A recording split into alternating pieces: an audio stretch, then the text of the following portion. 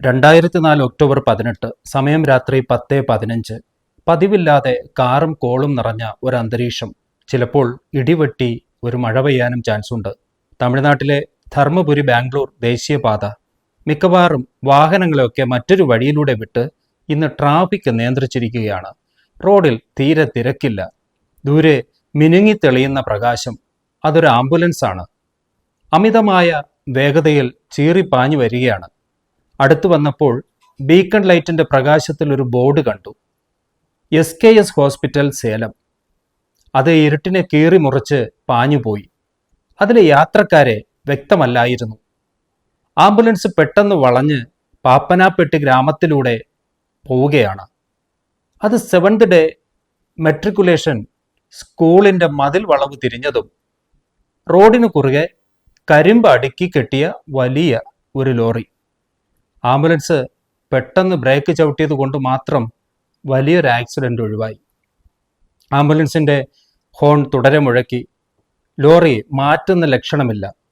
ആംബുലൻസിന്റെ മുന്നിലിരുന്ന ഒരു യാത്രക്കാരനും ഡ്രൈവറും ലോറിയുടെ ഡ്രൈവർ സീറ്റിനടുത്തേക്ക് ആക്രോശിച്ചുകൊണ്ട് ചെന്നു. ആംബുലൻസിന്റെ ബീക്കൺ ലൈറ്റ് ഓഫായി. കുറ്റിരുട്ടാണെങ്ങും. പെട്ടെന്ന് ഒരു മെഗാഫോൺ ഉച്ചത്തിൽ ശബ്ദിക്കുന്നുണ്ടായിരുന്നു. നിങ്ങളെ പോലീസ് വളഞ്ഞിരിക്കുകയാണ്. കീഴടങ്ങുന്നതാണ് നല്ലത്. ആദ്യ അനൗൺസ്മെന്റ് പൂർത്തിയായതും ശബ്ദം കേട്ട ദിക്കിലേക്ക് ആംബുലൻസിൽ നിന്നും തുരുതുരെ വെടിയുതിർന്നു. പിന്നെയുള്ള അരമണിക്കൂർ പൊരിഞ്ഞ പോരാട്ടമായിരുന്നു. കരിമ്പിൻ ലോറിയുടെ മറപറ്റിയും മണൽ ചാക്കിട്ട് പ്രതിരോധം തീർത്ത സ്ഥലത്തു നിന്നും സ്കൂളിന്റെ മുകളിൽ നിന്നും ഒക്കെ ആംബുലൻസിന് നേരെ സ്പെഷ്യൽ ടാസ്ക് ഫോഴ്സ് കമാൻഡോസിന്റെ അതിശക്തമായ പ്രതിരോധമായിരുന്നു. തുടർന്ന് ആക്രമണവും. ഒരു പുകച്ചുരുൾ മാത്രം ബാക്കിയാക്കി ശബ്ദങ്ങളെല്ലാം നിലച്ചപ്പോൾ ആംബുലൻസിനടുത്തേക്ക് ആദ്യം നടന്നു ചെന്നത് ആംബുലൻസ് ഓടിച്ചിരുന്ന ഡ്രൈവർ ശരവണനും ഇൻസ്പെക്ടർ വെള്ളാതുരയുമായിരുന്നു. രണ്ടുപേരും വേഷം മാറിയ പോലീസ് ഉദ്യോഗസ്ഥർ. അതിൽ ശരവണൻ കമാൻഡോ ആയിരുന്നു. STF commandos. ആംബുലൻസ് വളഞ്ഞു. അടുത്തെത്തി മെല്ലെ വാതിൽ തുറന്നു. വെടിയേറ്റ് രക്തം വാർന്നു കിടക്കുന്ന വീരപ്പനും അനുയായികളും അകത്തുണ്ട്. ദീർഘമായ 30 വർഷങ്ങൾ സ്റ്റേറ്റും കാട്ടുകൊള്ളക്കാരനും തമ്മിലുണ്ടായ അപൂർവങ്ങളിൽ അപൂർവമായ വെടിവയ്പ്പിൻ്റെയും മനുഷ്യക്കുരുതിയുടെയും കഥയാണ്. വീരപ്പൻ്റെ ജനനം 1952 കർണാടക തമിഴ്നാട് ബോർഡറിലുള്ള സത്യമംഗലം കാടിനോട് ചേർന്ന് കിടക്കുന്ന ഗോപിനന്ദം എന്ന ഗ്രാമത്തിലായിരുന്നു. ആടുമേയ്ക്കുന്നവരും കർഷകരും വനവിഭവങ്ങൾ ശേഖരിച്ച് ജീവിക്കുന്നവരുമായ ഗ്രാമീണർ. ആ നാട്ടിൽ അന്ന് എല്ലാ പേരുടെ കയ്യിലും നാടൻ തോക്കുകൾ ഉണ്ടായിരുന്നു. കാടിനോട് ചേർന്നുള്ള പ്രദേശമായതിനാൽ കാട്ടുമൃഗങ്ങളുടെ ശല്യം ധാരാളമായി ഉണ്ടായിരുന്നതിനാലാവണം അവയിൽ നിന്നും രക്ഷ നേടാനായി അങ്ങനെ ഒരു തോക്ക് സംസ്കാരം ആ ഗ്രാമത്തിൽ ഉണ്ടായത്. പിന്നെ പിന്നെ വനവിഭവങ്ങൾ തേടിപ്പോകുന്ന കൂട്ടത്തിൽ ചിലർ അല്ലറ ചില്ലറ വേട്ടയാടലുകൾ നടത്തി വിശപ്പിനുള്ള വക കണ്ടെത്തുമായിരുന്നു. വനനിയമങ്ങൾ ഇന്നത്തെ അത്ര ശക്തമില്ലാതിരുന്ന ഒരു കാലത്തെക്കുറിച്ചാണ് നമ്മൾ സംസാരിക്കുന്നത്. ഇങ്ങനെ ഈ ഗ്രാമത്തിൽ ലൈസൻസ് ഇല്ലാത്ത തോക്കുകൾ ഉണ്ടെന്ന് അറിവുള്ള ഫോറസ്റ്റ് റേഞ്ചർമാരും പോലീസുമൊക്കെ വല്ലപ്പോഴും റൈഡിന് വന്നാലും ആ സമയം ഗ്രാമവാസികൾ പരസ്പരം വിവരം കൈമാറി തോക്കുകളൊക്കെ ഒളിപ്പിക്കുമായിരുന്നു. പോലീസിന്റെ റൈഡ് കഴിഞ്ഞ് തിരിച്ചു പോയാൽ പിന്നെ അവർ തോക്കുകളുമായി സാധാരണ ജീവിതത്തിലേക്ക് മടങ്ങി വരികയും ചെയ്യും. ഈ ഗ്രാമത്തിലാണ് 1952 ജനുവരി 18 ഒരു ദരിദ്ര കുടുംബത്തിൽ മുനിസ്വാമി വീരപ്പൻ ജനിക്കുന്നത്. കുട്ടിക്കാലത്ത് തന്നെ ചുറ്റിലും തോക്കും വെടിവെച്ചകളും കാട്ടുമൃഗങ്ങളോടൊപ്പമുള്ള ജീവൻ മരണ പോരാട്ടവും ഒക്കെ കൊണ്ട് അത് കണ്ടു വളർന്ന വീരപ്പന് തോക്കിനോടും വെടിവെച്ചയോടും ഒരു വല്ലാത്ത ലഹരിയായിരുന്നു. മുതിർന്നവർക്ക് പോലും തെറ്റുന്ന ഉന്നം വീരപ്പൻ എന്ന ബാലന്റെ തോക്കിൻ മുനയിൽ കണിശമായിരുന്നു. 8-10 വയസ്സൊക്കെ ആയപ്പോൾ തന്നെ കുരുപ്പിന്റെ വളർച്ച എങ്ങോട്ടാണെന്ന് നാട്ടുകാർക്ക് മനസ്സിലായി തുടങ്ങി. വൻമരങ്ങളുടെ തുഞ്ചത്ത് ചില്ലകളിൽ നിന്നും ചില്ലകളിലേക്ക് ചാടി മറയുന്ന മരംചാടി വാനരന്മാരെ ഏറിൽ നിർത്തി വെടിയുണ്ട പായിക്കുന്ന വിദ്യ വീരപ്പന് മാത്രം സ്വന്തമായിരുന്നു. അതും ഈ ചെറിയ പ്രായത്തിൽ. അങ്ങനെ കളിയായും കാര്യമായും കൊച്ചു കുറ്റവാളിയുടെ മിടുക്ക് ഗ്രാമത്തിൽ ഒരു വീരപരിവേഷത്തോടെ ചർച്ചയായി മാറി. ആ ഇടയ്ക്ക് 12-13 വയസ്സുള്ളപ്പോൾ ആണെന്ന് തോന്നുന്നു, കാട്ടുപന്നിയെ വെടിവെച്ചതിന് വീരപ്പന്റെ പേരിൽ ആദ്യത്തെ ഒരു കേസുണ്ടായി. കൊച്ചു കുറ്റവാളിയെ പിടിക്കാൻ ഫോറസ്റ്റ് റേഞ്ചർ ഗ്രാമത്തിലെത്തി. അന്ന് ആദ്യമായി നിയമം തൻ്റെ ശത്രുവാണെന്ന് അവൻ തിരിച്ചറിയുന്നു. അവൻ കാട്ടിലേക്ക് ഓടി. കാടിൻ്റെ വന്യതകളിൽ അവന് അനായാസം മറഞ്ഞിരിക്കാൻ കഴിയുമായിരുന്നു. അന്ന് ആദ്യമായി കാടിൻ്റെ ഉള്ളിൽ തനിക്ക് മുന്നേ കാട് കയറിയ ചിലരെ അവൻ കണ്ടുമുട്ടി. അവർ ആ കാട്ടിൽ അവന് തണലായി മാറി. അവൻ അറിയാതെ കാട്ടുകൊള്ളക്കാരൻ സേവി കൗണ്ടറുടെ ഗ്യാങ്ങിൽ അവൻ പെടുകയായിരുന്നു. സേവി കൗണ്ടർ വകയിൽ ഒരമ്മാവൻ കൂടിയാണ്. അതും വീരപ്പന് ഒരു ധൈര്യമായി. ആനയെ കൊന്ന് കൊമ്പൂരി വിറ്റ് കാശുണ്ടാക്കുന്ന സേവി കൗണ്ടർ ഈ കൊച്ചു വേട്ടക്കാരനെ കൂടെ കൂട്ടി അയാളുടെ ശിഷ്യനാക്കി. മതയാനകളുടെ മസ്തകം നോക്കി കാഞ്ചി കൃത്യമായി വലിക്കാൻ ത്രാണിയുള്ള ഒരാൾ തൻ്റെ സംഘത്തിൻ്റെ ഒരു വാഗ്ദാനം തന്നെ എന്നുള്ള തിരിച്ചറിവും സേവി കൗണ്ടർക്ക് ഒപ്പമുണ്ടായി. ഒരു MLA ഒരു പരോക്ഷ പിന്തുണയുള്ള ആളാണ് കേട്ടോ കാട്ടുകള്ളനായ ഈ സേവി കൗണ്ടർ. അങ്ങനെ അധികം നാൾ വൈകിയില്ല. 14-ാം വയസ്സിൽ ആദ്യമായി വീരപ്പൻ ഒരു കാട്ടുകൊമ്പന്റെ മസ്തകം തകർത്തു. ഈ കൊച്ചു പ്രായത്തിൽ, അതും ഒറ്റയ്ക്ക്, ഒരു തകർപ്പൻ ആനവേട്ട. അത് ഗ്യാങ്ങിൽ ഒരാഘോഷമായിരുന്നു. അതൊരു തുടക്കം മാത്രമായിരുന്നു. പിന്നെ അയാൾ കൊന്നു തള്ളിയത് 100 കണക്കിന് 1000 കണക്കിന് ആനകളെ ആയിരുന്നു. അന്ന് വീരപ്പന് ഗ്രാമവാസികളുടെ ഇടയിൽ ഒരു ധീരനായ ചെറുപ്പക്കാരൻ എന്ന രീതിയിൽ ഒരു റോബിൻ ഹുഡ് ഇമേജ് ഉണ്ടായിരുന്നു. ഗ്രാമവാസികളെ വീരപ്പൻ അത്രമേൽ സഹായിക്കുകയും ചെയ്തു എന്ന് വേണം പറയാൻ. അവർ വീരപ്പനെ കാണാൻ വനത്തിനുള്ളിലെത്തും. വീരപ്പന് വേണ്ട വസ്ത്രങ്ങളും ആഹാരവും അവശ്യ സാധനങ്ങളും എത്തിക്കും. കാട്ടിലെ വീരപ്പനും സംഘത്തിനും ഗ്രാമവാസികൾ സപ്പോർട്ടും തണലുമായിരുന്നു. പോലീസോ ഫോറസ്റ്റ് ഉദ്യോഗസ്ഥരോ ഈ ഗ്രാമങ്ങളിൽ കാലുകുത്തിയാൽ തന്നെ അവർ വീരപ്പനെ അറിയിക്കും. ഈ വിവരം മനസ്സിലാക്കിയ ഉദ്യോഗസ്ഥർ ഗ്രാമീണരെ വിരട്ടാനും മർദ്ദിക്കാനും ഒക്കെ തുടങ്ങി. അവരെ എവിടെ വെച്ച് കിട്ടിയാലും ഉദ്യോഗസ്ഥർ വീരപ്പന്റെ പേര് പറഞ്ഞ് മർദ്ദിക്കുന്നു എന്ന വിവരം വീരപ്പനും അറിഞ്ഞു. ഇത് വീരപ്പനിൽ ഒരു കനലാഴി ഒരുക്കി. വീരപ്പൻ അതിനനുസരിച്ച് ഗ്രാമവാസികളെ സ്നേഹിക്കാൻ തുടങ്ങി. അവരെ കൂടി ചന്ദനക്കടത്തിലും ആനക്കൊമ്പ് വേട്ടയിലും കച്ചവടത്തിലുമൊക്കെ വീരപ്പൻ പങ്കാളികളാക്കി. പണ്ടൊക്കെ അവിടെ ഉണ്ടായിരുന്ന കോറികൾ അടച്ചു പൂട്ടിയതോടെ പട്ടിണിയിലായ ഗ്രാമവാസികൾക്ക് വീരപ്പന്റെ സഹായങ്ങളൊക്കെ വളരെ വലുതായി മാറി. മാത്രമല്ല, വീരപ്പന്റെ സംഘവും വലുതായി വന്നു. 80കളുടെ തുടക്കത്തിൽ ഞാനൊക്കെ സ്കൂളിൽ പഠിക്കുന്ന കാലം പത്രങ്ങളിൽ കാണാമായിരുന്നു വീരപ്പന്റെ ആനവേട്ട, ചന്ദനക്കടത്ത് വാർത്തകൾ. അങ്ങനെ ആണ് സത്യമംഗലം കാടും വീരപ്പനും ഒക്കെ ഞങ്ങളുടെയൊക്കെ കുട്ടി മനസ്സിൽ ഒരു വല്ലാത്ത ഒരു ഭീതിയുടെയും ഭീകരതയുടെയും പരിവേഷമായി മാറിയത്. അന്ന് ഒരു തമിഴ് മാസിക ഉണ്ടായിരുന്നു, നക്കീരൻ. ആ മാസികയുടെ റിപ്പോർട്ടർ മാത്രമായിരുന്നു വീരപ്പനെ ഇന്റർവ്യൂ ചെയ്യാനായി വനത്തിനുള്ളിലേക്ക് പോവുക. അതുവഴിയാണ് വാർത്തകളൊക്കെ നമ്മളെല്ലാം അറിഞ്ഞത്. അന്ന് ആ നക്കീരൻ മാസിക ചൂടപ്പം കണക്കെ വിറ്റഴിഞ്ഞിരുന്നു. വീരപ്പന്റെ ചെയ്ത്തുകളെ വായനക്കാരിൽ എത്തിച്ചുകൊണ്ടായിരുന്നു അന്നത്തെ ആ മാസികയുടെ ജൈത്രയാത്ര. ലോ പ്രൊഫൈൽ കാട്ടുകള്ളൻ അല്ല ഇപ്പോൾ വീരപ്പൻ, ഹൈ പ്രൊഫൈലായി മാറിക്കഴിഞ്ഞു. എത്ര പിടിക്കാൻ ശ്രമിച്ചിട്ടും കാട് അരിച്ചു പെറുക്കിയിട്ടും വീരപ്പനെ പിടിക്കാൻ അധികാരികൾക്ക് കഴിഞ്ഞതേയില്ല. വീരപ്പൻ അങ്ങനെ ചിലരെ വകവരുത്താനും തീരുമാനിച്ചു. 1983 ഓഗസ്റ്റ് 27-ന് വീരപ്പൻ ഒരു ഫോറസ്റ്റ് ഗാർഡിനെ കൊന്നു. അയാളായിരുന്നു വീരപ്പനെ കുറിച്ചുള്ള വിവരങ്ങൾ കൈമാറിയിരുന്നത്.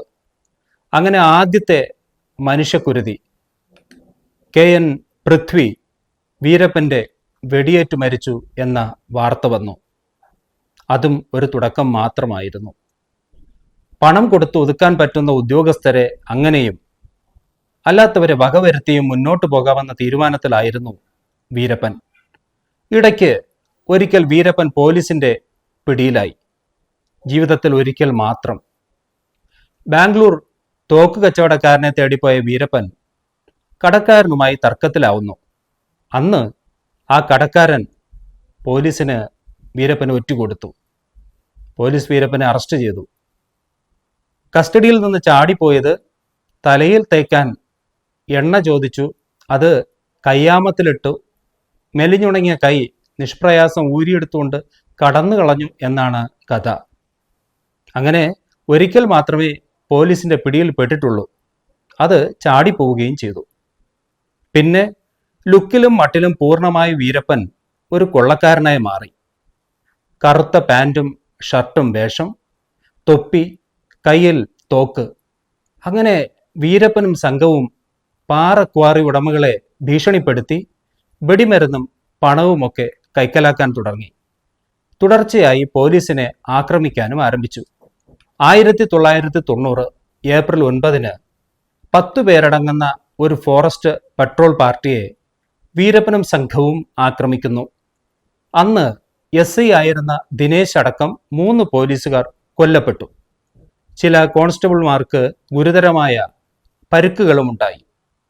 ഈ ഒരു സംഭവത്തിന് ശേഷം ഇനി വീരപ്പനെ അവഗണിക്കുന്നത് അപകടമാണ് എന്ന് മനസ്സിലാക്കിയ കർണാടക പോലീസ് 1990 ഏപ്രിൽ 16-ന് അന്നത്തെ കർണാടക മുഖ്യമന്ത്രി വീരേന്ദ്ര പാട്ടീലാണ് വീരപ്പനെ പിടിക്കാനായി KU ഷെഡ്ഡിയെ തലവനാക്കിക്കൊണ്ട് ഒരു സ്പെഷ്യൽ ടാസ്ക് ഫോഴ്സ് ഉണ്ടാക്കുന്നു. ആ ടാസ്ക് ഫോഴ്സിൽ സ്വമേധയാ ജോയിൻ ചെയ്ത ആളാണ് P. ശ്രീനിവാസ് എന്ന ഒരു IFS ഉദ്യോഗസ്ഥൻ. ഗ്രാമീണരെ സ്വാധീനിച്ചുകൊണ്ട് മാത്രമേ വീരപ്പനെ പിടിക്കാൻ കഴിയൂ എന്ന് ശ്രീനിവാസൻ അറിയാമായിരുന്നു. STFന്റെ ഫണ്ടെടുത്ത് ഗോപിനാഥം ഗ്രാമത്തിലെ അടിസ്ഥാന സൗകര്യങ്ങൾ വികസിപ്പിച്ചത് ശ്രീനിവാസനായിരുന്നു. ഗ്രാമീണരെ വശത്താക്കുകയായിരുന്നു ലക്ഷ്യം. സ്കൂളുകൾ, കിണറുകൾ, വഴിസൗകര്യങ്ങൾ ഒക്കെ ഈ ശ്രീനിവാസൻ അവിടെ കൊണ്ടുവന്നു. ഒരു കുഞ്ഞമ്പലവും ആ കൂട്ടത്തിൽപ്പെടും. അങ്ങനെ ഈ ഗ്രാമീണർക്കിടയിൽ ചിലർ ശ്രീനിവാസന് കൂട്ടായി മാറി. അത്യാവശ്യ മരുന്നുകൾ വിൽക്കുന്ന ഒരു ഡിസ്പെൻസറിയും അവിടെ തുടങ്ങി. വീരപ്പന്റെ കുടുംബത്തിലേക്ക് കടന്നു ചെല്ലുകയായിരുന്നു ശ്രീനിവാസന്റെ ലക്ഷ്യം.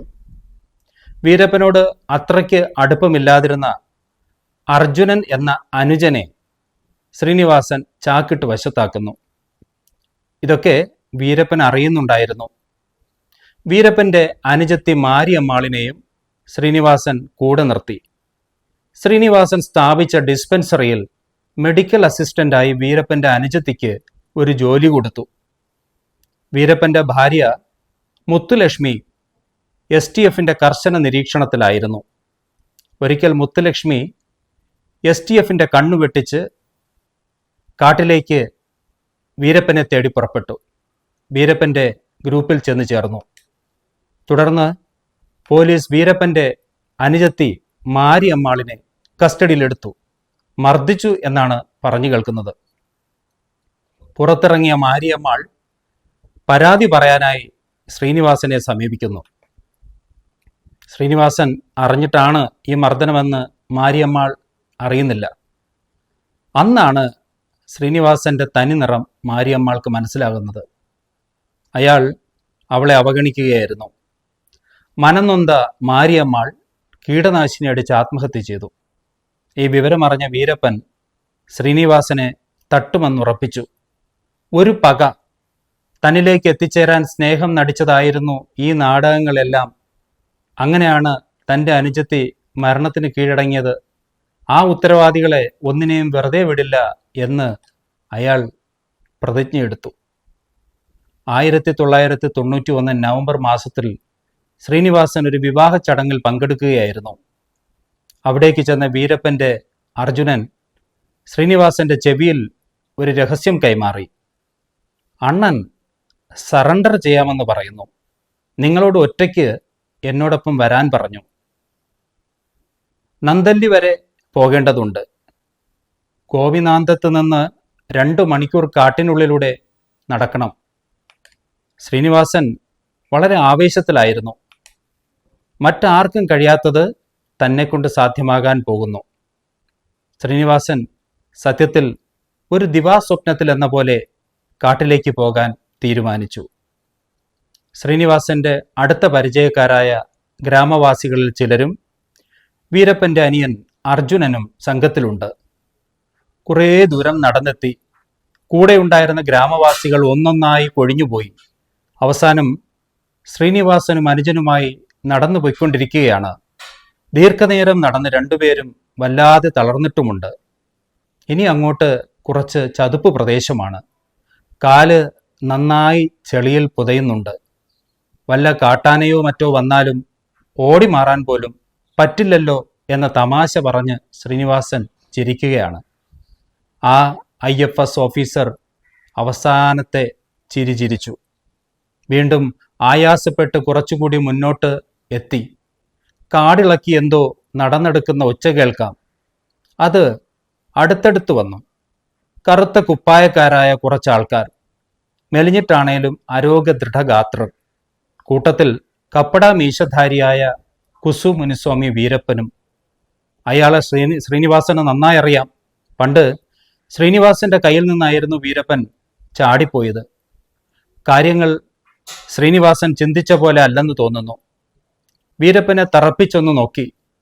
തിരിച്ചുള്ള നോട്ടം ശ്രീനിവാസനിൽ ഉള്ളിൽ വല്ലാത്ത മരണഭയം ഉണ്ടാക്കി. വീരപ്പൻ കണ്ണുകളിൽ തന്നെ തുറച്ചു നോക്കുകയാണ്. തീ തുപ്പുന്ന നോട്ടം. പിന്നിൽ ഒളിപ്പിച്ച തോക്ക് പെട്ടെന്നെടുത്ത് ശ്രീനിവാസന്റെ കുരനാഴിയിലേക്ക് കുത്തിവെച്ചു. കുരനാഴി അറിയില്ലേ? തൊണ്ടക്കുഴി. ശ്രീനിവാസന്റെ തൊണ്ട വരണ്ടു മുറുകി. പിന്നെ ശ്രീനിവാസൻ കേൾക്കുന്നത് ചുറ്റിലും മുഴങ്ങുന്ന ചിരിയായിരുന്നു. ചിരിയല്ല, അട്ടഹാസം തന്നെ. ശ്രീനിവാസൻ കയ്യിൽ കരുതിയ പിസ്റ്റൾ എടുക്കാൻ ഒന്ന് ശ്രമിച്ചോ? അതോ അറിയില്ല. അതിനു മുമ്പേ വീരപ്പന്റെ തോക്കിൽ നിന്നും ആദ്യ ഉണ്ട ഉഗ്രശബ്ദത്തോടെ ശ്രീനിവാസന്റെ ശരീരത്തെ തുളച്ച് മറുവശം പോയി. ഏതാനും തുള്ളി ചൂടുള്ള രക്തം വീരപ്പന്റെ മൂക്കിലും കൺപോളയിലും വീണു. അനുജത്തിയെ ചതിച്ച ചെന്നായി, നീ ഇത് അർഹിക്കുന്നു എന്ന് അയാൾ കാട് നടുങ്ങും ഒച്ചയിൽ ഗർജിച്ചു. ആ ചതുപ്പിലേക്ക് മലർന്നു വീണ ശ്രീനിവാസന്റെ തലമുടിയിൽ പിടിച്ച് വടിവാളോങ്ങി കഴുത്തിലേക്ക് ആഞ്ഞുവെട്ടി. വീരപ്പന്റെ കയ്യിൽ ശ്രീനിവാസന്റെ തല. ശരീരം മാത്രം ചതുപ്പിലേക്ക് പതിച്ചു. ചെളിയിലേക്കും വെള്ളത്തിലേക്കും ഒരു കബന്ധം പോലെ അത് താണു. 3 വർഷം കഴിഞ്ഞാണ് STFന് ഈ തല കിട്ടുന്നത്. മുത്തുലക്ഷ്മി വീരപ്പന്റെ സംഘത്തോടൊപ്പം ചേർന്ന കാലം അത്രയും മുത്തുലക്ഷ്മിക്ക് കൂട്ടായി ഒരു സ്ത്രീയും കാട്ടിൽ സംഘത്തിലുണ്ടായിരുന്നു. മുത്തുലക്ഷ്മി 2 പെറ്റതും കാട്ടിൽ വെച്ച് തന്നെ. തള്ളയ്ക്കും പിള്ളയ്ക്കും തട്ടുകേടില്ലാതെ പ്രസവ ശുശ്രൂഷ ചെയ്തതും ചിന്നപ്പയില എന്ന വൈറ്റാട്ടി ആയിരുന്നു. നാട്ടുകാരും വീട്ടുകാരും എതിർത്തിട്ടും ഒരു കാട്ടുകള്ളനെ പ്രേമിച്ച് ഓടിപ്പോന്നവളാണ് മുത്തുലക്ഷ്മി. മുത്തു 3ാമതും ഗർഭിണിയാണ്. വീരപ്പന്റെ സംഘത്തിൽ ഇപ്പോൾ 100-ലധികം ആൾക്കാരുമുണ്ട്. എല്ലാം തോക്കുധാരികൾ.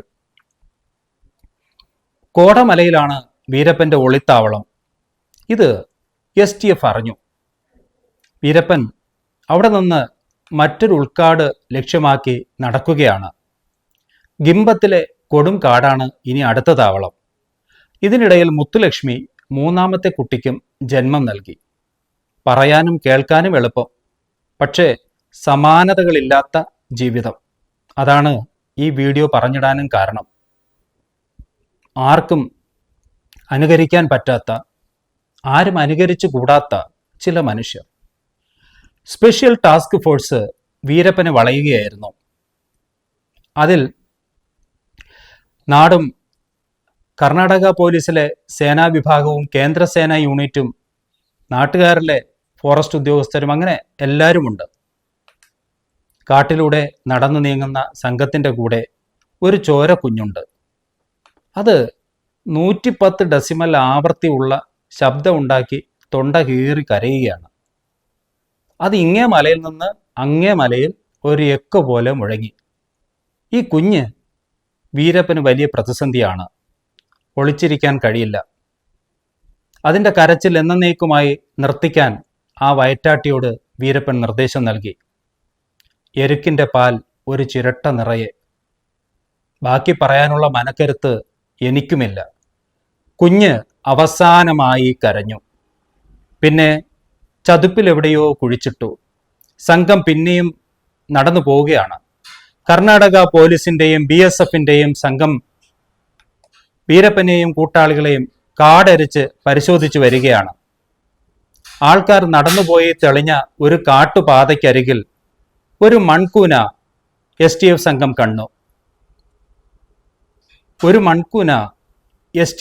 കണ്ടു. മണ്ണ് പരിശോധിച്ചു. അഴുകി തുടങ്ങിയ ഒരു നവജാത ശിശുവിൻ്റെ ജഡം. നല്ല സ്മെല്ല് വരുന്നു. ഇത് വീരപ്പൻ്റെ സംഘം ഉപേക്ഷിച്ചതാവും, അല്ലെങ്കിൽ കൊന്നു കുഴിച്ചിട്ടതാവും. 2000-ഓളം ആനകളെയും 100ഓളം മനുഷ്യരെയും കൊന്നു തള്ളിയ വീരപ്പൻ ഇതും ചെയ്യാൻ മടിക്കില്ല. അതിലൊക്കെയും ക്രൂരമായത് ഇത് തന്നെയായിരുന്നു. സ്വന്തം ചോരയിൽ പിറന്ന കുഞ്ഞിനെയും കൊന്നത്. പൈശാചികം. വീരപ്പനെ എങ്ങനെയും തീർത്തേ പറ്റൂ. അതിനായി സംഘത്തിലേക്ക് 2 പുലിക്കുട്ടികൾ വരികയാണ്. ഒന്ന് T. ഹരികൃഷ്ണ, IPS ഉദ്യോഗസ്ഥനാണ്. മറ്റൊന്ന് SI ഷക്കീൽ അഹമ്മദ്. വീരപ്പനെ പിടിക്കാതെ താൻ വിവാഹം പോലും കഴിക്കില്ലെന്ന് പ്രതിജ്ഞയെടുത്തയാളാണ് ഷക്കീൽ അഹമ്മദ്. തനിക്ക് മുൻപ് വന്ന 3 പേരെയും വീരപ്പൻ കൊന്നു. ഹരികൃഷ്ണയും ഷക്കീൽ അഹമ്മദും ചേർന്ന് നടത്തിയ ഒരു ഓപ്പറേഷനിൽ വീരപ്പൻ്റെ വലം കൈയായ ഗുരുനാഥൻ കൊല്ലപ്പെടുന്നു. ഇത് വീരപ്പന് താങ്ങാവുന്നതിലും അപ്പുറമായിരുന്നു. അതിന് പ്രതികാരം ചെയ്തത് 1992 മെയ് 19 രാമപുരം പോലീസ് സ്റ്റേഷൻ ആക്രമിച്ചുകൊണ്ടായിരുന്നു. അന്ന് 5 പോലീസുകാരെ വീരപ്പൻ്റെ സംഘങ്ങൾ കൊല്ലുന്നു. പക്ഷേ വീരപ്പൻ്റെ ടാർഗറ്റ് ഹരികൃഷ്ണയും ഷക്കീൽ അഹമ്മദുമായിരുന്നു. പോലീസ് സ്റ്റേഷൻ ആക്രമിച്ച വീരപ്പൻ്റെ സംഘത്തിലെ 4 പേരെ നല്ലൂരിൽ വെച്ച് പോലീസ് വെടിവെച്ചു കൊന്നു. കമല നായിക്ക എന്ന ഗ്രാമവാസിയാണ് വീരപ്പനെ ഒറ്റുകൊടുക്കുന്നതെന്ന് വീരപ്പന് മനസ്സിലായി. കമല നായിക്കയെ വീരപ്പൻ എങ്ങനെ തൂക്കിയെന്നറിയാവോ? തനിക്ക് വേണ്ടി ചിലത് ചെയ്തില്ലെങ്കിൽ ഇനി നീ ജീവനോടെ ഇരിക്കില്ലെന്നും നിന്റെ കുടുംബം പോലും ചുട്ട് ചാമ്പലാക്കപ്പെടുമെന്നും വീരപ്പൻ കമല നായിക്കിനോട് പറയുന്നു. നീ നാളെ തന്നെ ഹരികൃഷ്ണയെയും ഷക്കീൽ അഹമ്മദിനെയും പോയി കാണണം. നിന്റെ കയ്യിലൊരു രഹസ്യ വിവരമുണ്ടെന്ന് പറയണം. 200 ആനക്കൊമ്പുമായി അർജുനൻ നാളെ കാടിറങ്ങി വരുന്നുണ്ടെന്ന് പറയണം. 1992 ഓഗസ്റ്റ് 14 കമല, ഷക്കീൽ അഹമ്മദ്, ഹരികൃഷ്ണ എന്നിവർ അർജുൻ കാടിറങ്ങുന്ന വഴി തേടി വരികയാണ്. ഒരു വെളുത്ത അംബാസിഡർ കാറിലാണ് അവരുടെ യാത്ര. വെള്ള വസ്ത്രങ്ങളാണ് അവർ ധരിച്ചിരിക്കുന്നത്. കണ്ടാൽ പോലീസാണെന്ന് പറയുകയില്ല. അവരുടെ വണ്ടി മീനയം ഭാഗത്തേക്ക് നീങ്ങുന്നു. ഇവർ പോകുന്ന അംബാസിഡർ കാറിൻ്റെ ഏതാനും വെളിപ്പാടകലെ ഒരു ലോറി നിറയെ STF കമാൻഡോസ്. മീനയം എത്താറായി. ഒരു കയറ്റം കയറി ഒരു കൊടും വളവ് തിരിഞ്ഞ് അംബാസിഡർ കാർ വരികയാണ്. റോഡിൽ നിറയെ കരിങ്കല്ലിട്ട് റോഡ് ബ്ലോക്ക് ചെയ്തിരിക്കുന്ന കാഴ്ച അവർ കാണുന്നു. ഞാനത് എടുത്തു മാറ്റാം എന്ന് പറഞ്ഞ് റോഡ് കുറുകെ കടന്ന് കമൽ അതിൻ്റെ അടുത്തേക്കെത്തി. 1 സെക്കൻഡ് 100ആയി കീറി മുറിക്കുന്ന വേഗത്തിൽ ആ അംബാസിഡർ കാറിന് നേരെ പാഞ്ഞു വരുന്നു ധാരാളം വെടിയുണ്ടകൾ. ചന്നം ഭിന്നം വെടിയുതിർത്തു. STF കമാൻഡോ വണ്ടി അവിടെ എത്തിയപ്പോഴേക്കും മുമ്പേ പോയ ആ അംബാസിഡർ കാർ അരിപ്പ പോലെയായി. കാറിനുള്ളിൽ എണ്ണമറ്റ വെടിയുണ്ടകൾ തുളച്ച് മിന്നിമറഞ്ഞു.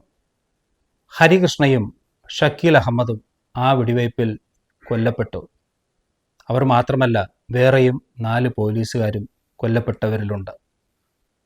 വീരപ്പൻ്റെ സംഘം ഒരാൾ പോലും ഒരു പോറൽ പോലും ഏൽക്കാതെ ഉൾക്കാട്ടിലേക്ക് രക്ഷപ്പെട്ടു. വീരപ്പൻ്റെ തലയ്ക്ക് സ്റ്റേറ്റ് വിലയിട്ടിരിക്കുകയാണ് 5.5 കോടി രൂപ. വീരപ്പൻ നടത്തിയ കൂട്ടക്കൊലയിൽ ഏറ്റവും ദാരുണമായത് ഇനി വരാനിരിക്കുന്നതേയുള്ളൂ. 1993 ഏപ്രിൽ 9. അത് ഏറ്റവും കൂടുതൽ ആളുകളെ ടാർഗറ്റ് ചെയ്ത ഒരു ഓപ്പറേഷനായിരുന്നു. അന്നൊരു ദുഃഖവെള്ളിയായിരുന്നു. വീരപ്പൻ വലവിരിച്ച് കാത്തിരുന്നു. ഒരു പോലീസ് ബസ്സായിരുന്നു ടാർഗറ്റ്. ഡ്രൈവർ ഉൾപ്പെടെ 22 STF കമാൻഡോസ് അതിലുണ്ടായിരുന്നു. വീരപ്പൻ്റെ ലക്ഷ്യം റാംബോ ഗോപാലകൃഷ്ണൻ ആയിരുന്നു. തമിഴ്നാട് പോലീസ് സേനയിൽ SP ആണ് അദ്ദേഹം. വീരപ്പനെ പിടിക്കാൻ വേണ്ടി കച്ച കെട്ടി ഇറങ്ങിയിരിക്കുന്ന റാംബോ ഗോപാലകൃഷ്ണൻ. അക്കാലത്ത് ഒരു വലിയ ഫ്ലക്സ് പ്രത്യക്ഷപ്പെടുന്നു. ധൈര്യം ഉണ്ടെങ്കിൽ നേരിൽ വാട റാംബോ ഗോപാലകൃഷ്ണ എന്ന്. അതിൽ വീരപ്പൻ്റെ വലിയൊരു ഫോട്ടോയും ഉണ്ടായിരുന്നു. സ്ഥലവും സമയവും അതിൽ വച്ചിട്ടുണ്ട്. ഞാൻ നിന്നെ അവിടെ കാത്തു നിൽക്കും എന്നാണ് അവസാനത്തെ വീരപ്പൻ്റെ വരി. റാംബോ അതിൽ പറഞ്ഞ പ്രകാരം വീരപ്പനെ തേടി പുറപ്പെടുകയാണ്. ഒറ്റയ്ക്കല്ല, സർവ്വസന്നാഹങ്ങളുമുണ്ട്. 2 ബസ് നിറയെ പോലീസുകാർ. അവർക്കുള്ള സ്വീകരണം വീരപ്പൻ ഒരുക്കിയത് പാലത്തിനടുത്ത് കുഴിച്ചിട്ട ലാൻഡ് മൈനുകളായിരുന്നു. വീരപ്പൻ്റെ സിഗ്നൽ അനുസരിച്ച് സൈമൺ മൈനുകൾ പൊട്ടിക്കുന്നു. ബസ് പൊട്ടിത്തെറിച്ച് തീഗോളമായി മാറി. എങ്ങും കത്തിക്കരിഞ്ഞ ബോഡികൾ. ബസ്സിൽ നിന്നും കാട്ടിലേക്ക് തെറിച്ചു വീണു റാംബോ ഗോപാലകൃഷ്ണൻ. 2.5 വർഷത്തെ ചികിത്സ റാംബോ ഗോപാലകൃഷ്ണന് വേണ്ടി വന്നു ജീവിതത്തിലേക്ക് തിരികെ വരാൻ. ഈ ആക്രമണത്തിന് ശേഷം വീരപ്പനെ പിടിക്കാനുള്ള അടുത്ത ചുമതല വാൾട്ടർ തേവാരത്തിനായിരുന്നു. ഒപ്പം 250 പോലീസുകാരും ഇത്തവണയുണ്ട്. പിന്നെ ഈ പോലീസും വീരപ്പൻ്റെ സംഘവും നിരന്തര പോരാട്ടമായിരുന്നു. ഇതിൽ വീരപ്പൻ പലരെയും തട്ടിക്കൊണ്ടുപോയി. മോചനദ്രവ്യം ആവശ്യപ്പെട്ടതും കൊന്നതും ആക്രമിച്ചതും ഉൾപ്പെടെ പറഞ്ഞാൽ ഒടുങ്ങാത്ത കുറ്റകൃത്യങ്ങൾ. ഇനിയും പറഞ്ഞു നീട്ടാൻ വയ്യ. അങ്ങനെ വീരപ്പൻ കൊല്ലപ്പെടാൻ സാഹചര്യം ഒരുങ്ങിയത് എങ്ങനെയെന്ന് നോക്കാം. വീരപ്പൻ ഈയിടെയായി ഇടത്തെ കണ്ണ് പൂർണ്ണമായും കാണാതായിരിക്കുന്നു. 1995 അടുപ്പിച്ച് വീരപ്പൻ്റെ അനുജൻ അർജുൻ്റെ കാലിനൊരു പരിക്കു പറ്റുന്നു. അത് മുറിവുണങ്ങാത്ത രീതിയിൽ വ്രണവും വേദനയുമായി. അയാളെ ചികിത്സിക്കാൻ ടൗണിലെത്തിക്കണം. അതിന് ഒരു കരുതലെന്നോണം വീരപ്പൻ്റെ സംഘം DSP ചിദംബരനാഥിനെ തട്ടിക്കൊണ്ടുപോവുകയാണ്. അതൊക്കെ നാട്ടിൽ വലിയ വാർത്തകളായിരുന്നു. വീരപ്പൻ മോചനദ്രവ്യമായി ആവശ്യപ്പെട്ടത് 1000 കോടി രൂപയും അനുജൻ്റെ കാലിൻ്റെ ചികിത്സയുമായിരുന്നു. നക്കീരൻ എന്ന പത്രമാണ് ഇതൊക്കെ അന്ന് റിപ്പോർട്ട് ചെയ്തത്. ഈ ഡീൽ അനുസരിച്ച് വീരപ്പൻ്റെ അനുജൻ ചികിത്സയ്ക്ക് ഹോസ്പിറ്റലിൽ അഡ്മിറ്റാകുന്നു. മറുവശത്ത് STF ഒരു കമാൻഡോ ഓപ്പറേഷൻ നടത്തുന്നു. വീരപ്പൻ ബന്ദിയാക്കിയ DSPയെ അവർ ആ ആക്രമണത്തിൽ മോചിപ്പിക്കുന്നു. വീരപ്പനും സംഘവും കൂടുതൽ ഘോര വനാന്തരങ്ങളിലേക്ക് കയറുന്നു. ഈ സമയം വീരപ്പന് ഞെട്ടിക്കുന്ന മറ്റൊരു നീക്കം വീരപ്പൻ്റെ അനുജൻ അർജുനും 2 അനുയായികളും സയനൈഡ് കഴിച്ച് ആത്മഹത്യ ചെയ്തിരിക്കുന്നു എന്ന വാർത്തയായിരുന്നു. അത് കൊലപാതകം തന്നെയെന്ന് വീരപ്പന് ബോധ്യമാണ്. അത് വീരപ്പനെ കൂടുതൽ രോഷാകുലനാക്കി. വീരപ്പൻ കന്നഡ സിനിമാ താരം രാജ്കുമാറിനെ തട്ടിക്കൊണ്ടുപോകുന്നു. അത് വലിയ കോലാഹലങ്ങളായിരുന്നു ഇന്ത്യൻ രാഷ്ട്രീയത്തിൽ അന്നുണ്ടാക്കിയത്. അന്താരാഷ്ട്ര തലത്തിൽ പോലും രാജ്കുമാറിൻ്റെ ഈ തട്ടിക്കൊണ്ടുപോകൽ വലിയ കുപ്രസിദ്ധിയാണ് വീരപ്പൻ ഉണ്ടാക്കിയത്. ചൈനീസ് മാധ്യമങ്ങൾ പോലും വീരപ്പൻ്റെ കവർ സ്റ്റോറി ചെയ്തു. ടൈം മാഗസിനിൽ വീരപ്പൻ്റെ വാർത്തകൾ അച്ചടിച്ചു വന്നു. ഒസാമ ബിൻ ലാദനെ പോലെയും സദ്ദാം ഹുസൈനെ പോലെയും മോസ്റ്റ് വാണ്ടഡ് ക്രിമിനൽ പട്ടികയിൽ മറ്റൊരാൾ വീരപ്പനായി. ടാസ്ക് ഫോഴ്സിൻ്റെ തലപ്പത്ത് പുതിയൊരാൾ വരികയാണ്. എക്കാലത്തെയും കരുത്തിൻ്റെയും തന്ത്രശാലിയായ ഒരു IPS ഉദ്യോഗസ്ഥൻ K. വിജയകുമാർ IPS. വീരപ്പനെ ആ കാടുകളിൽ മുഴുവൻ അരിച്ചു പറക്കണം. രാജ്കുമാറിനെ വീരപ്പൻ ഇന്ന് തട്ടും നാളെ തട്ടും എന്ന് ഡെയിലി പത്രവാർത്തകൾ അച്ചടിച്ചു വന്ന കാലമായിരുന്നു അത്. വീരപ്പൻ്റെ സാമ്രാജ്യം 14,000 ചതുരശ്ര കിലോമീറ്റർ കൊടും കാടാണ്. കേരളം, തമിഴ്നാട്, കർണാടക സംസ്ഥാനങ്ങളിലേക്ക് അത് വ്യാപിച്ചു കിടക്കുകയാണ്. വീരപ്പന് മാത്രം അറിയാവുന്ന കാട്, വന്യമൃഗങ്ങൾ, ഒപ്പം അതിർത്തി ഗ്രാമങ്ങൾ ഏകദേശം 400-ലധികം വരും. ഗ്രാമവാസികൾ ഒന്നുകിൽ വീരപ്പനെ സപ്പോർട്ട് ചെയ്യുന്നവർ, അല്ലെങ്കിൽ വീരപ്പൻ്റെ പേര് പോലും ഉച്ചരിക്കാൻ ഭയമുള്ളവർ.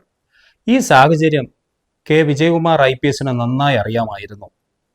ഇതിനിടയിൽ നടന്ന ധാരാളം സംഘർഷങ്ങൾ വീരപ്പൻ്റെ അംഗബലം വളരെ കുറഞ്ഞു തുടങ്ങി. പ്രധാനികൾ പലരും STF കമാൻഡോസിൻ്റെ തോക്കിനിരയായി.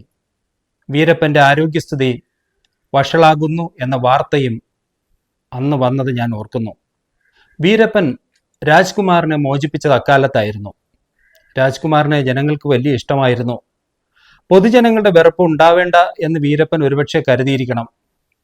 രാജ്കുമാറിന് വനത്തിനുള്ളിൽ രാജകീയ സംരക്ഷണമായിരുന്നു വീരപ്പൻ കൊടുത്തതെന്ന് നക്കീരൻ പത്രം റിപ്പോർട്ട് ചെയ്തു. STF commandos, BSF, police, forest വകുപ്പ് അങ്ങനെ സംയുക്ത തെരച്ചിലുകളാണ് വീരപ്പന് വേണ്ടി നടത്തിക്കൊണ്ടിരുന്നത്. ധാരാളം വെടിവയ്പ്പുകളും നടന്നു. അതിലൊന്നും വീരപ്പനെ ദൂരെ നിന്ന് പോലും ഫോഴ്സിന് കാണാൻ കൂടി കിട്ടിയില്ല. വീരപ്പൻ കൊല്ലപ്പെടുന്നത് പോലും ആ കൊടും കാട് വിട്ട് ചികിത്സയ്ക്കായി വീരപ്പൻ നാട്ടിലേക്ക് ഇറങ്ങിയപ്പോഴായിരുന്നു. അത് ഒരു യുദ്ധതന്ത്രത്തിൻ്റെ ഏറ്റവും അപൂർവമായ ഒരു കെണിയൊരുക്കലും ആയിരുന്നു.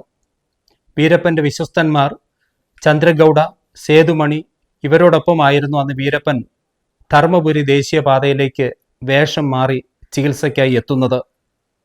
ഇതിനെ സഹായിച്ചത് വീരപ്പൻ്റെ സംഘത്തിൽ കടന്നു കയറിയ പോലീസിൻ്റെ സ്പൈ ആയ ഏതാനും പേരായിരുന്നു. അവരും പോലീസും ഒരുക്കിയ ട്രാപ്പായിരുന്നു വീരപ്പൻ്റെ നാട്ടിലേക്കുള്ള വരവ്. വീരപ്പനാണെങ്കിൽ ചികിത്സ നടത്തി ആരോഗ്യം വീണ്ടെടുക്കുക മാത്രമല്ല, കൂടുതൽ വെടിക്കോപ്പുകൾ സംഘടിപ്പിച്ച് അംഗബലം കാര്യമായി കൂട്ടണമെന്നുള്ള ഒരു തീരുമാനത്തിലുമായിരുന്നു. വളരെ എളുപ്പം തിമിര ശസ്ത്രക്രിയ നടത്തി തിരികെ കാട്ടിലേക്ക് കയറാൻ ആയിരുന്നു വീരപ്പൻ്റെ പദ്ധതി. പാപ്പരപ്പെട്ടിയിൽ നിന്നും വെറും 10 കിലോമീറ്റർ മാത്രം സഞ്ചരിച്ചാൽ മതി. ഒരു ഡോക്ടർ കൊല്ലിമലയ്ക്കടുത്തുള്ള ഫാം ഹൗസിലേക്ക് വരും. അവിടെ വെച്ചാണ് സർജറി പ്ലാൻ ചെയ്തിരിക്കുന്നത്. ഹോസ്പിറ്റലിൽ പോലും പോവേണ്ടതില്ല. ഇത് പറഞ്ഞ് വിശ്വസിപ്പിച്ചായിരുന്നു അന്ന് വീരപ്പനെ ആംബുലൻസിൽ കയറ്റിക്കൊണ്ടുവന്നത്. ആ വരവിലാണ് ഈ വീഡിയോയുടെ തുടക്കത്തിൽ നമ്മൾ പറഞ്ഞ പോലെ ആ ഒരു എൻകൗണ്ടർ ഉണ്ടായതും വീരപ്പൻ എന്ന കൊടും ഭീകരനായ കാട്ടുകള്ളൻ കൊല്ലപ്പെട്ടതും. വീരപ്പൻ എന്ന കാട്ടുകള്ളൻ പുറത്തു വിലസിയ രാഷ്ട്രീയ കൊള്ളസംഘങ്ങളുടെ അല്ലെങ്കിൽ പകൽ മാന്യന്മാരുടെ വെറും ഒരു ടൂൾ മാത്രമായിരുന്നു എന്ന് പറയുന്നവരുമുണ്ട് കേട്ടോ. വീരപ്പനെ ജീവനോടെ പിടിച്ചാൽ ഈ കൂട്ടു ബിസിനസിൻ്റെ ഉള്ളുകള്ളികൾ പുറത്തു വരുമെന്ന് ഭയന്ന് വീരപ്പനെ പച്ചയ്ക്ക് കൊന്നതാണ് എന്ന് പറയുന്നു. എന്തായാലും അക്രമത്തിൻ്റെ നാൾ വഴികൾ അവിചാരിതമായെങ്കിലും അവസാനിച്ചു. ഇത് ബാല്യകൗമാരങ്ങൾക്ക് ഒരിക്കലും പ്രചോദനമാകാതിരിക്കട്ടെ. രാഷ്ട്രത്തിൻ്റെ ചട്ടക്കൂട്ടിൽ ഭരണഘടനയെയും നിയമവ്യവസ്ഥയെയും അനുസരിക്കുന്ന കരുത്തുറ്റതായ സൈനികരാവാൻ ഉള്ളതാണ് പോരാളികളായ യുവത എന്ന തിരിച്ചറിവോടെ ഈ കഥ അവസാനിപ്പിക്കാം. നന്ദി.